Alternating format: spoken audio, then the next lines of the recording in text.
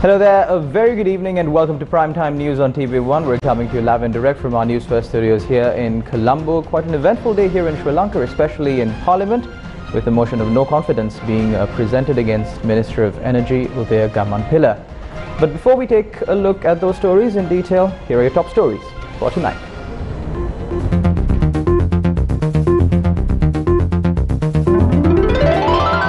Motion of no confidence against Minister of Power Udaya Gammanpilla defeated.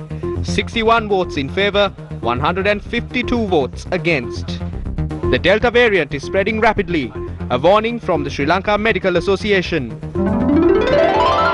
Discussions unsuccessful.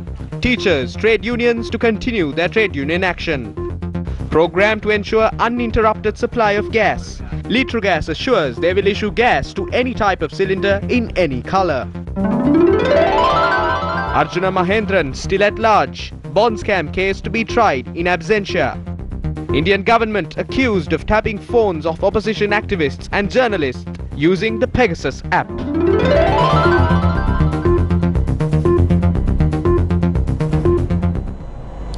The threat of COVID-19 here in Sri Lanka has still not passed. 1,062 COVID-19 patients were reported in the island today. Meanwhile, the Sri Lanka Medical Association warned that the Delta variant of the COVID-19 virus is spreading rapidly in Sri Lanka. About 30% of the COVID-19 patients in the country are infected with the Delta variant, according to the information we have. The amount of virus in their saliva is extremely high. Also, the spread of the Delta variant is much higher than the other variants. Because of that, the Delta variant will soon become the virus variant that affects more than 50% of our population.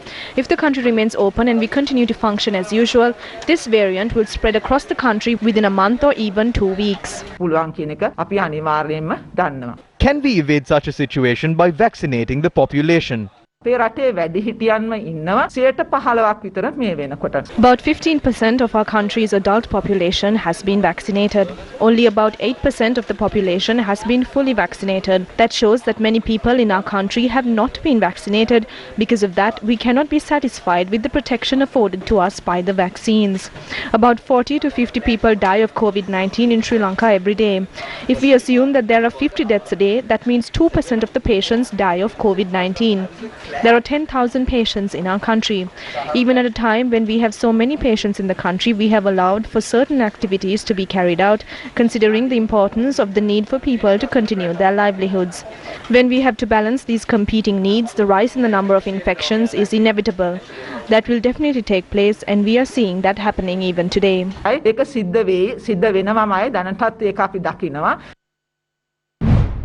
The Allergy, Immunology and Cell Biology Unit of the University of Sri Rajapaksa, investigating the immune responses, has found that the Sinopharm vaccine to be highly effective against the Delta variant of the COVID-19 virus. The Allergy, Immunology and Cell Biology Unit presented facts on the matter today, pursuant to research conducted in Sri Lanka on the Sinopharm vaccine. We obtained blood samples of 323 people from within the city of Colombo prior to being vaccinated. Following the vaccination process, we obtained blood samples sporadically. Accordingly, for a period of 6 weeks, we obtained samples to assess the immunization process. Once both doses are administered, a 95% efficacy is created. For those between 20 and 39 years of age, the efficacy rose to 98.9%. Those above 60 years, immunity rose to 93.3%. Compared to other vaccines used worldwide, this efficacy rate is highly satisfactory. 82.25 people who were inoculated with the Sinopharm vaccine generated neutralizing antibodies. This is similar to the antibodies which are generated within those who contract the COVID-19 virus naturally. 81.25කට neutralizing antibodies ඉතාම හොඳින් තිබ්බා. ස්වභාවිකව COVID-19 රෝගය හැදිලා හැදිච්ච neutralizing antibodies ප්‍රමාණය ඕවිට සමාන උනායි. The no confidence motion presented by the Samagi Jana Balavagiya against Minister of Energy Udaya Gammanpilla was defeated in Parliament today.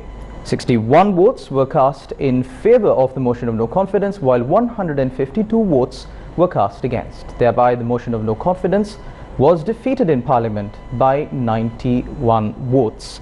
Now, the leader of the United National Party and the only United National Party parliamentarian, Ranil Wickremesinghe, voted in favour of the motion of no confidence. Meanwhile, parliamentarians of the Ceylon Muslim Congress, the Sri Lanka Muslim Congress, the All Ceylon People's Congress and the Muslim National Alliance, who previously supported the government to pass the 20th Amendment to the Constitution, had voted against the motion of no confidence. The Tamil National Alliance, parliamentarians of the Tamil National Alliance, voted in favour of the motion of no confidence.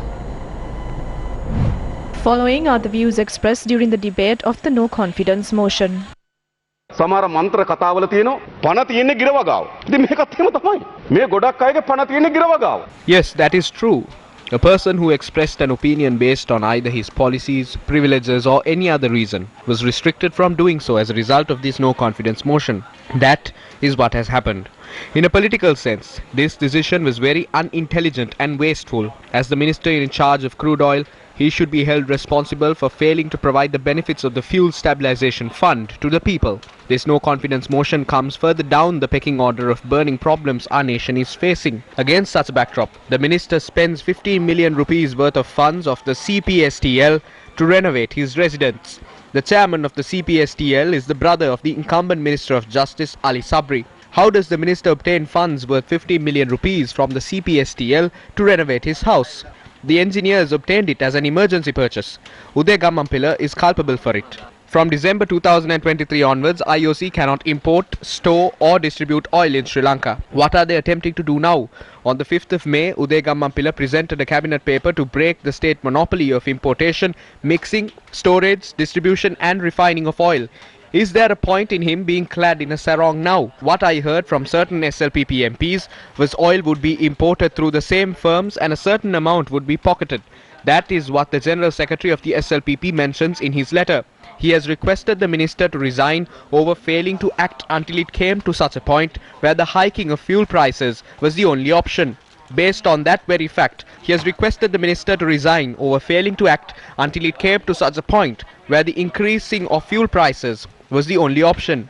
Based on that very fact, our party has decided to support this no confidence motion. ඔහුට අමාත්‍ය ධුරින් ඉවත් වෙන්න කියලා කියන්නේ. අන්න ඒ මත පදනම තමයි මේ විශ්වාසභංග යෝජනාවට අපි අපේ පක්ෂ සහාය පළ කරන්නේ. ඒ කරුණු උදේ ගම්මන්පිල අමාත්‍යතුමා ඉවත් කිරීම සඳහා කිසිසේත්ම It is evident that those facts do not contribute to the resignation of Minister Uday Gammanpila.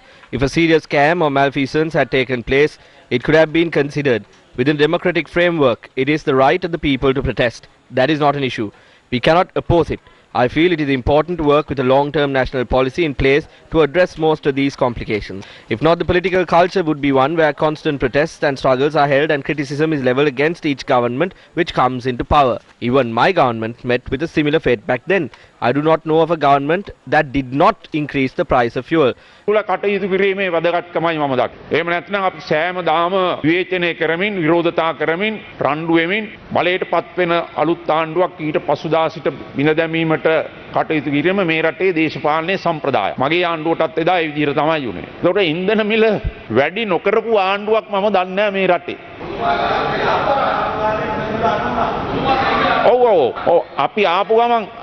Yes, certainly, we reduced the prices of oil as soon as we ascended into power. But in our last year, we were forced to increase it. It was done based on the fuel price formula.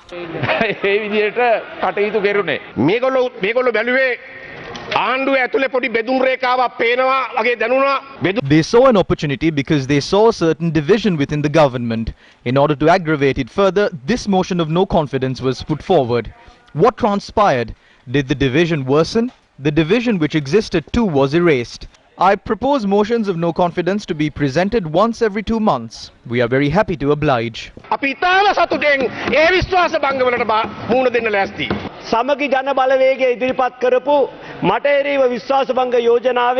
The allegations levelled against me by the SJB through this motion of no confidence never possessed a true allegation. That is why I did not take note of it since the onset.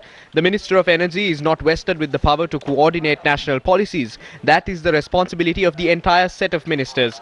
In 1953, when baseless allegations were made against Fidel Castro, who spearheaded the Cuban Revolution, he delivered a speech addressing courts. I will end my speech with an excerpt of that message. Condemn me. It does not matter. History will absolve me. කරපු ප්‍රකාශයකින් මම නියඬ වෙන්නම්. අද මට දසතින් නැගෙන චෝදනා ඉතිහාසයේ කුණු කූඩේට ඇද වැටි අනාගතයේ විසින් මා නිදහස් කරනු ඇත.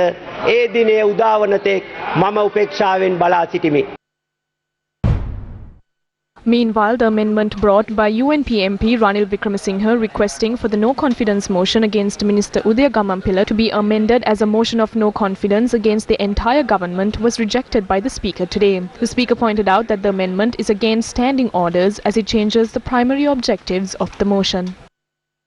The notice of the substantive motion of no confidence had no indication that it could finally be converted as a no confidence motion on the Cabinet of Ministers, which is the government. The Committee on the Parliamentary Business was also not informed that amendment would be moved to convert the no confidence motion against the Minister of Energy to be a no confidence motion against the government. Furthermore, the debate took place yesterday in the House was very much focused on the no confidence motion against a single minister, namely Honorable Udaya Gammanpilla. An amendment which was seek to convert a no confidence motion against a minister, that of a no confidence motion against a cabinet of ministers is certainly not within the scope of the original motion and not it irrelevant to the original motion either. No confidence motion against the cabinet of ministers could only be brought forward by a substantive motion after due notice is given. Any attempt to subvert this process is bringing an amendment to that effect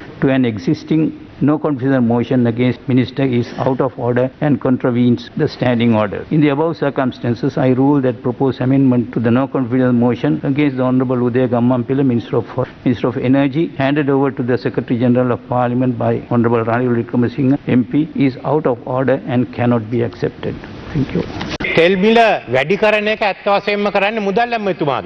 price of fuel is actually increased by the Minister of Finance. That has not changed as far as I am aware. So the Minister of Finance must also be held responsible for this. Then the ministers who are members of the Cost of Living Committee should also be included. The new Finance Minister should also be included, as he has not reduced the prices of fuel as he promised. I did not include the President, because if we want to do that, we have to bring an impeachment. I am sad that even members of the opposition criticized me. But what has happened now? All the government ministers are standing together. The government is ready to show their power. We need to face this by including all the ministers into this motion. This government has created chaos and must be included in the Guinness Book of World Records for that. So if the opposition cannot bring a motion of no confidence against such a government, then the opposition too must be included in the Guinness Book of World Records. විශ්වාස භංග යෝජනාවක් ගේන්න බැරි නම් විපක්ෂයත් Guinness වාර්තාවකට යන්න ඕනේ. රනිල් වික්‍රමසිංහ හිටපු අගමැතිතුමන් Former Prime Minister clearly said that bringing a motion of no confidence against one minister strengthens the government. You went a step ahead and included all ministers in this motion and strengthened the entire government. For that, I thank you. කිරීමේ වැඩපිළිවෙලට මුල පිරුවා. ඒ වෙනුවෙන් ඔබතුමාට මගේ ස්තුතිය මම පුද කරනවා. අපි දැක්කා රනිල් වික්‍රමසිංහ මැතිතුමා Ranil Wickremesinghe has been like this during his entire political career. He prevents members of his own side from moving forward. කනේ ඉඳන් අග කනවා. මෙතන ඉඳගෙන එතුමාට වෙලාව හම්බ He spoke in the House today and we didn't even allocate him that time as the opposition. He got that time from the time allocated for the government. He spoke to the Speaker and got time allocated for his speech and brought this amendment. Through the amendment, he tried to change this motion of no confidence against the entire government, saying that will weaken the government. When Ranil Wickremesinghe is trying to campaign for you, Namal Rajapaksa attacked him. We would like to inform Ranil Wickremesinghe to bring a motion of no confidence if he wants to do so. Do not try to put forward amendments and hold the Samagi Jana Balawegya back. This is a shameless act. ඒක ඉතා ලැජ්ජා සහගත වැඩක්. සමගි ජන බලවේගයේ විදියට The Samagi Jana Balawegya was able to pressurize the government and show the entire country that the government is unsuccessful, not by simply sipping tea or coffee. We were able to do that because of Sajith Premadasa's clean politics. They attempted to corner Udaya Gammanpilla against the wall and protect the reputation of the flower bud. Minister Namal came and said that they are against it as a party, but he said so after having approved the decision at the Cost of Living Committee. If they were against it, the fathers, uncles and children could have simply not increased the prices. How can they say they are against this decision as a party? We wanted to show the people the true nature of this government. We were able to do this because we don't engage in deal politics. මේ game එක ගහන්නේ අපි deal දේශපාලනයක් නැති නිසා. හරිනම් මේ විශ්වාස භංග යෝජනාව ගේන්න ඕන ආණ්ඩු පක්ෂය අපි. We should bring a motion of no confidence against the government, as they have allowed the perpetrators of the bond scam to continue to roam free. People who should be punished for this are still acting as if they are clean and reputed members of the society. Today, the Colombo Permanent High Court trial at bar permitted the Attorney General to proceed with one case filed over the 2016 Central Bank Treasury bond scam with fugitive former Governor Arjuna Mahendran and former PTL Director Ajahan Punchiheva in absentia. The case was filed over the criminal misappropriation of 36.98 billion rupees at the Treasury bond auction in 2016 and several other indictments. The matter was taken up in the presence of Justices Damit Totavatta, Arjuna Tilakaratna and Mohammad Izzadeen. Court recorded evidence from a senior officer from the Department of Immigration and Immigration and the Criminal Investigations Department and confirmed that Mahendran and Punchiheva had left Sri Lanka and failed to return. The bench permitted the Attorney General to proceed with the case with the two defendants in absentia. The matter will be called up again on the 26th of August 2021. The United National Party supported the Sri Lanka Podujana Peramuna to pass the budget of the Ampara Municipal Council by 9 votes. One United National Party member of the Municipal Council voted in favour of the budget, while the remaining members abstained. The Sri Lanka Podujana Peramuna took steps to appoint a new chairman to the Municipal Council after the budget was defeated last year. One member of the United National Party supported the budget proposal submitted by the new chairman of the council. We worked hard to form the Pohottua. We formed the party and even went to jail because of it. However, this is a sad fate that has befallen the Pohottua party.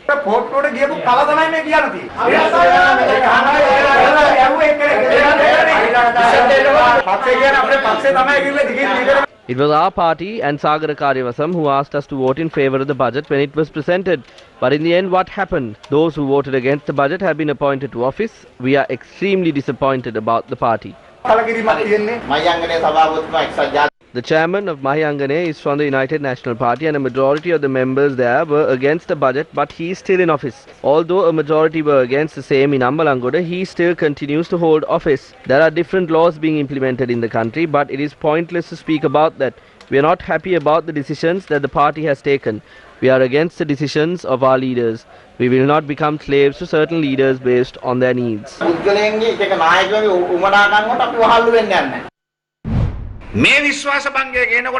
When this no confidence motion is brought, Mr. Ranil Wickremesinghe brings in an amendment. That amendment is that this no confidence motion should be brought against the government.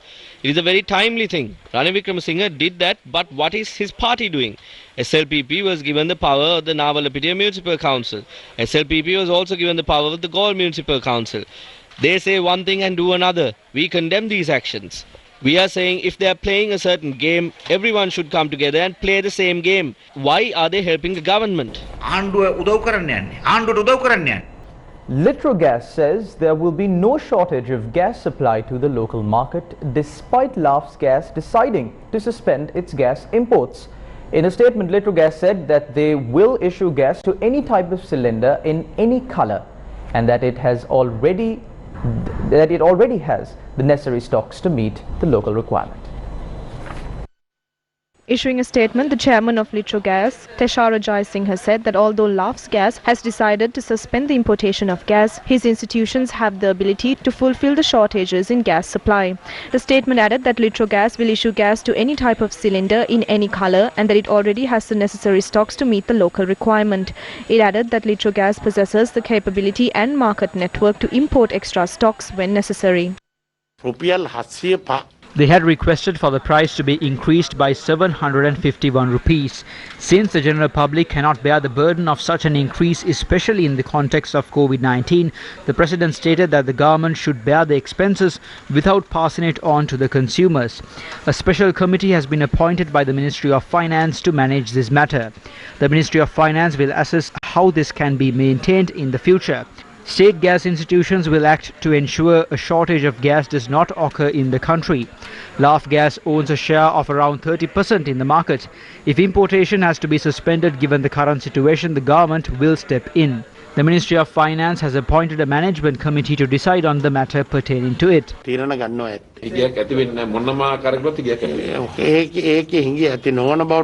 Litrogas has taken up the responsibility of ensuring a shortage will not occur. That is why the Finance Ministry will formulate a plan to amalgamate the process of both those companies. They have been handed over that process.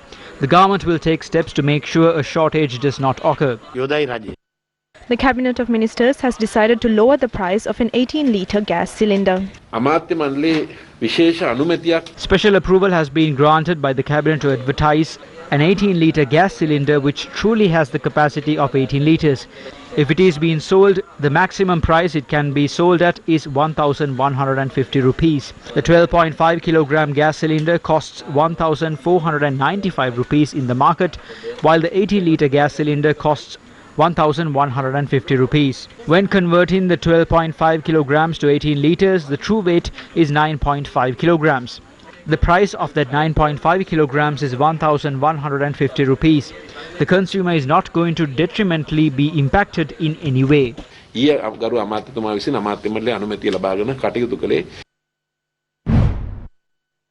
Today, a group of opposition members of the Akmimana Pradesh Sabha engaged in a protest march against the increase in the cost of living and the government's repression. They marched from Pinnaduwa Junction to the Akmimana Pradesh Sabha.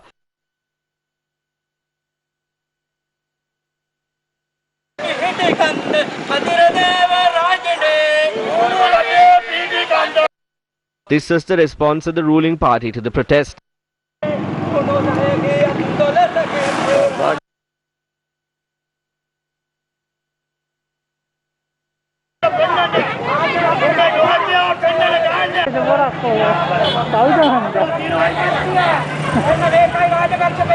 Later, the protesters marched into the chambers. This is the manner in which an argument between the Deputy Chairman of the Akmimana Pradesh Sabha, A.K. Sugat, and a member of the opposition, Preeti Gamini Mahala, aggravated into an altercation.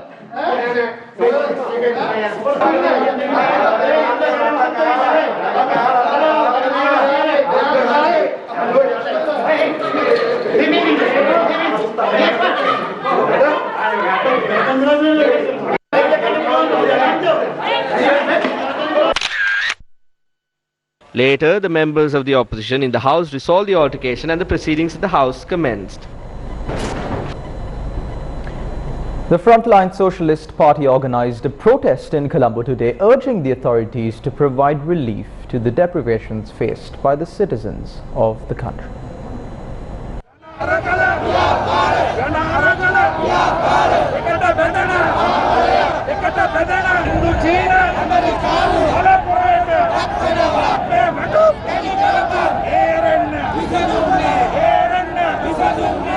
The protest commenced near the Fort Railway Station during the afternoon.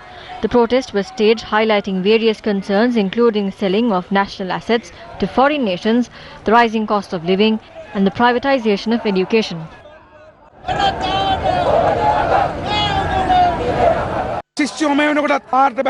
Students have taken to the streets to defeat the Kotalavala bill, which will sell off the education. We heard that the government is set to pass this bill on the 3rd. If that is their plan, we would like to remind this government of what happened to the previous government. We would like to remind them of the intelligence reports that came. Can you remember what caused the defeat of the local government elections during the previous government? We are warning the government today not to act in a way that re-emerges the same situation. Meanwhile, the discussions held today between the teachers, principals, trade unions and the Minister of Education, Professor G.L. Peiris, ended without reaching a consensus. The main point they highlighted during the discussion was that they expect to present a cabinet paper on Monday concerning the issue and to gain access to a way of resolving these complications. A similar cabinet paper concerning the elimination of salary anomalies of teachers and principals were presented on the 1st of January 2020 by the Education Ministry. Even though that cabinet paper was approved, no further steps were taken regarding it. Therefore, we do not have much faith in this cabinet paper.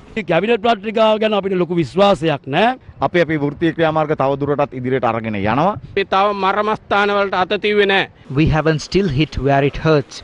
But if these protests and discussions do not bring a solution to our issue, we will expedite our actions.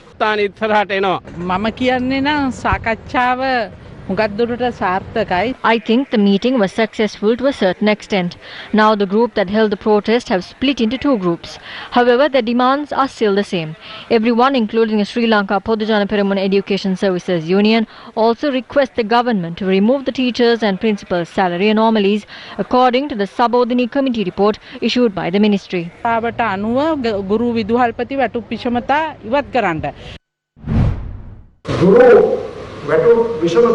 We are making a great effort to resolve the issue of teacher salary anomalies through a number of discussions. Therefore, the government is committed to find a practical solution to this problem as soon as possible.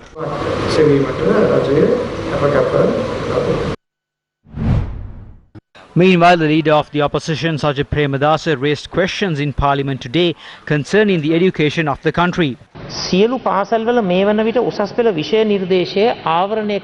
Have they completed the advanced level curriculum in all schools within the country?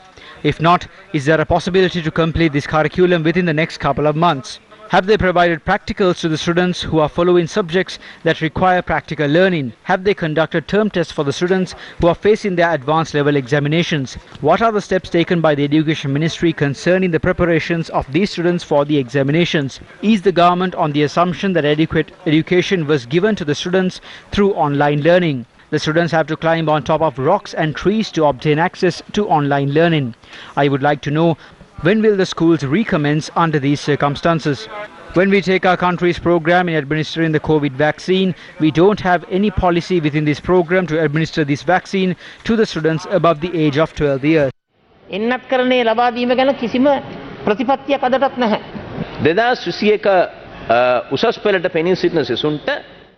We have already conducted term tests for the grade 12 and 13 students who are facing the GCE A-level examination in 2021.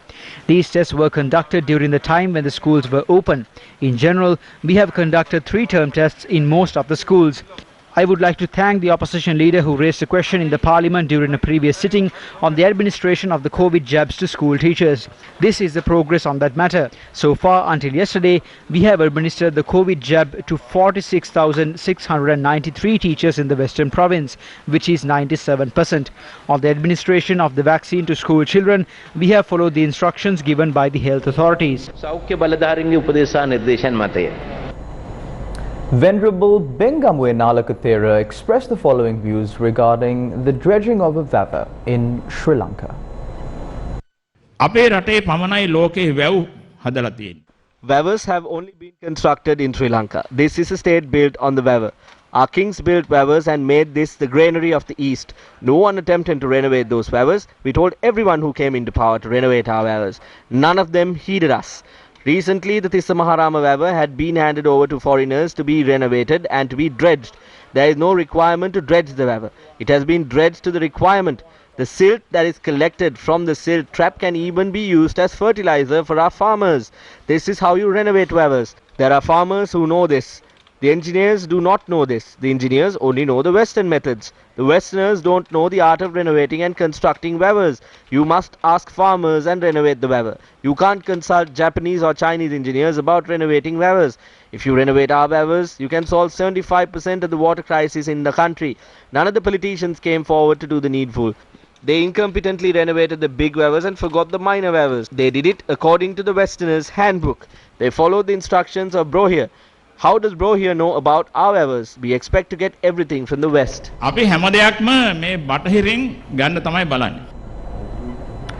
President of the Maldives, Ibrahim Soli, and First Lady Fazana Ahmed arrived in Sri Lanka today for a 3-day official visit. The Maldivian president and his wife arrived at the Katunayake Bandaranaike International Airport this afternoon on Sri Lankan Airlines flight UL 102 from Malé, Maldives. President Soli was accompanied by a delegation of 15 senior foreign ministry officials. The Maldivian president and his wife are scheduled to return to the Maldives on the morning of the 23rd of July after completing their visit to Sri Lanka. A group of environmentalists arrived at the United Nations head office in Colombo to hand over an epistle. The epistle sought the protection of Ramsar wetlands in Thalangama from a proposed highway project that is running over it. The epistle was handed over by Pahiyangala Anandasagarathera, the convener of the Surakimu Sri Lanka organization. The wetland and the biodiversity in the area would get affected severely as a result of this highway project. We have arrived at the United Nations to inform them of this, since Sri Lanka is a signatory of the Ramsar Convention and the Wetlands Convention. The construction of the highway could increase flooding in the area. The impact on the natural environment in the area would affect the oxygen supply. This would cause an enormous amount of environmental damage. This is not done as a solution to the traffic problem in the country. This is just another method to obtain commissions and rob the people of their money. An environmental impact assessment needs to be carried out when projects of this nature are undertaken. How are these matters? India's main opposition, Congress Party, has accused Prime Minister Narendra Modi of treason and compromising national security following revelations that dozens of Indians were potential targets of snooping by an Israeli-made spyware.